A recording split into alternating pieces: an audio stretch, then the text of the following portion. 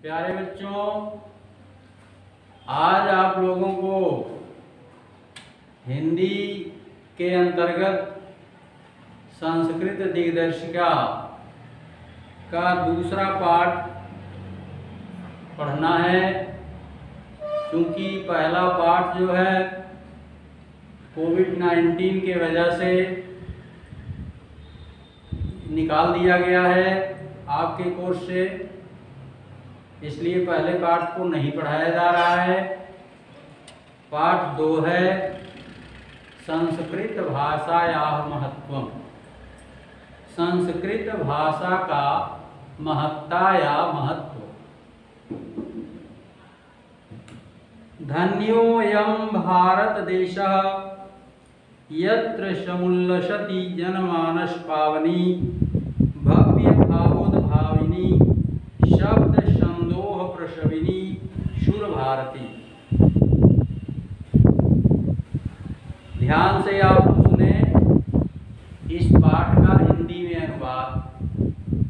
धन्योऽयं भारत देशः, यह भारत देश धन्य है जहाँ लोगों के मन को पवित्र करने वाली सुंदर भावनाओं को उत्पन्न करने वाली शब्द समूहों को जन्म देने वाली संस्कृत भाषा फलती और फूलती है।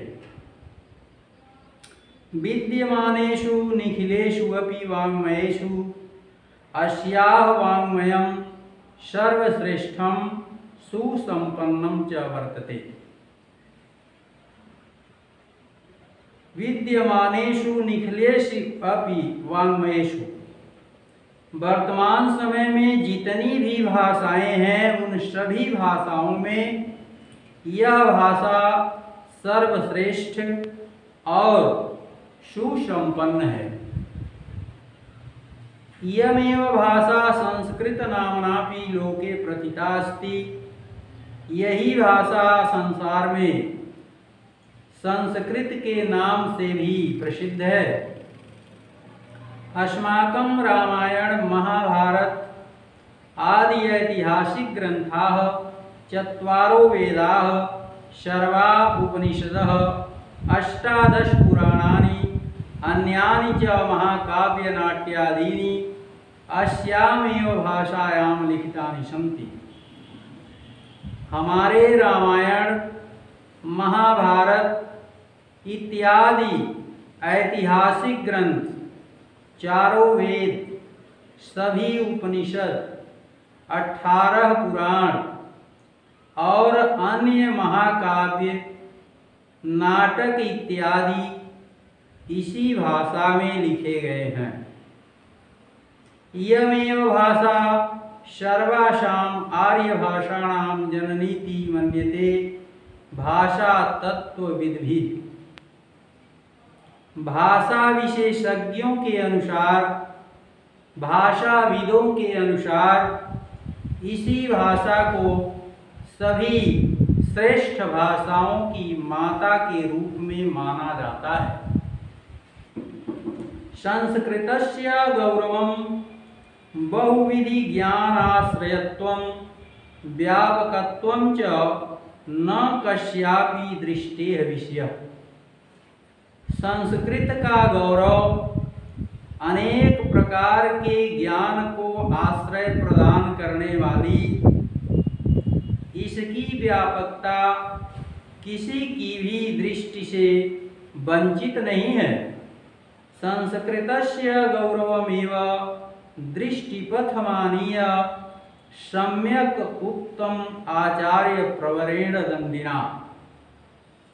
संस्कृत के गौरव को ध्यान में रखते हुए श्रेष्ठ आचार्य प्रवर दंडी के द्वारा कहा गया। संस्कृतम नाम दैवी वागनवाख्याता महर्षि।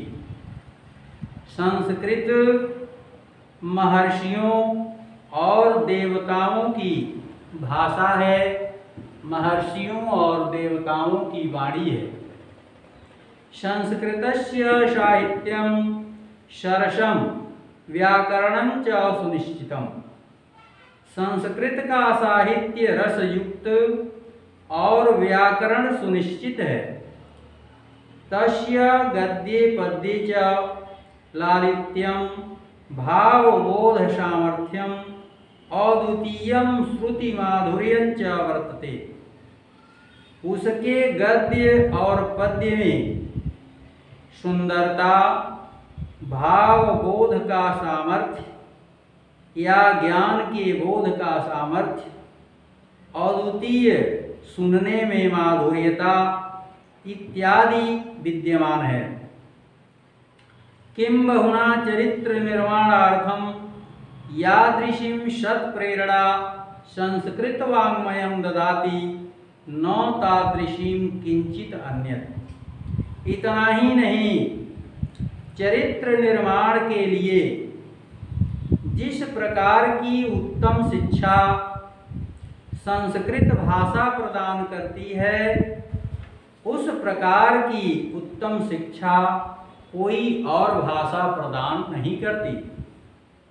मूलभूतानां मानवीय गुणानां यादृशी विवेचना संस्कृत साहित्ये वर्तते नान्यत्र तादृशी। मूलभूत मानवीय गुणों की जिस प्रकार की विवेचना संस्कृत साहित्य में की गई है, वैसी विवेचना किसी और में नहीं की गई है या किसी और साहित्य में देखने को नहीं मिलती।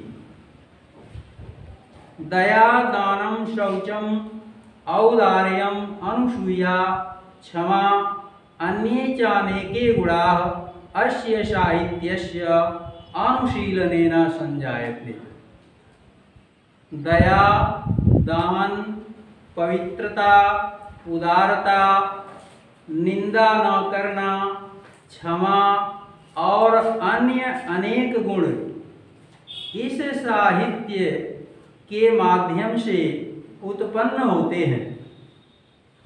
संस्कृत साहित्यस्य आदिकवि वाल्मीकि, महर्षि व्यासः, कविकुल गुरु कालिदासः, अन्ये च भास भारवी भवभूति इत्यादयो महाकवयः स्वकीयैः ग्रंथरत्नैः अद्यापि पाठकानां हृदि विराजन्ते।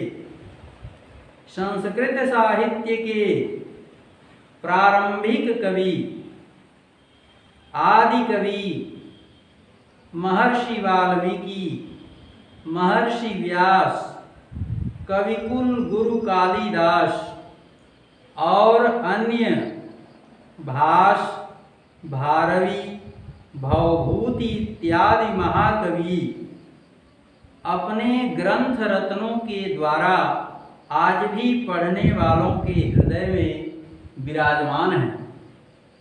इयं भाषा अस्माभिः मातृसमं सम्माननीया वंदनीया च, यतो भारत मातुः स्वातंत्र्यं गौरवम् अखंडत्वं सांस्कृतिक मेकत्वं च संस्कृतेनैव सुरक्षितुं शक्यन्ते। यह भाषा हमारे माता के समान सम्मान करने योग्य और वंदना करने योग्य है, क्योंकि भारत माता की आज़ादी, गौरव, अखंडता, सांस्कृतिक एकता संस्कृत के द्वारा ही सुरक्षित की जा सकती है।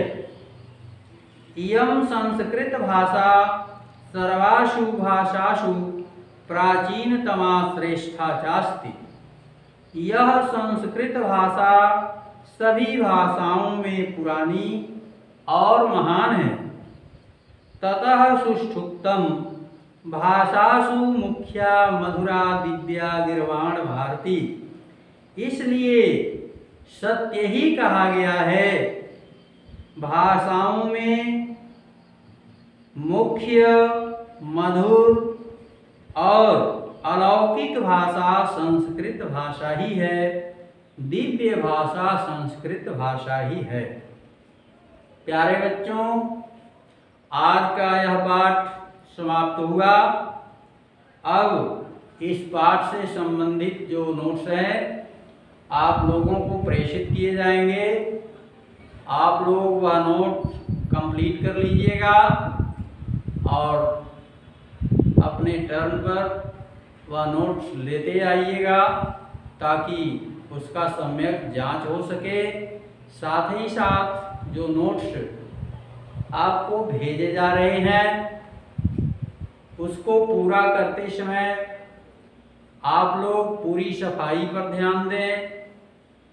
आपके हस्तलिपि में भी सुधार होना चाहिए जिससे कि वो आकर्षक लगे और आप जो भी लिखें साफ सुथरा लिखें, क्योंकि आपकी कॉपी यदि स्वच्छ रहती है तो उसको पढ़ने में आपका मन भी लगेगा और जब मन लगेगा तो आप जो भी चीज़ें पढ़ेंगे वह आपको अच्छे से याद भी होगा।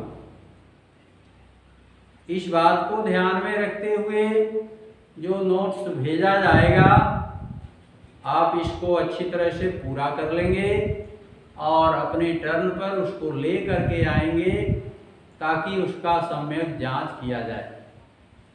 साथ ही साथ आपको उसकी तैयारी भी करनी है, क्योंकि नोट्स जो भी हैं इनको लिखने के साथ साथ तैयार करने में भी किसी प्रकार की लापरवाही नहीं आनी चाहिए, क्योंकि अब जो है तैयार करने का कोई अलग से समय नहीं आपको मिलने वाला है।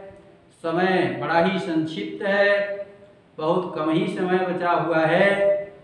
इसलिए इस कम समय में अगर आप इसका सदुपयोग नहीं करते हैं तो आपका ये जो पाठ्यक्रम है वह उत्तम ढंग से तैयार नहीं हो पाएगा और जब तैयार नहीं होगा तो आपको परेशानियों का सामना भी करना पड़ेगा।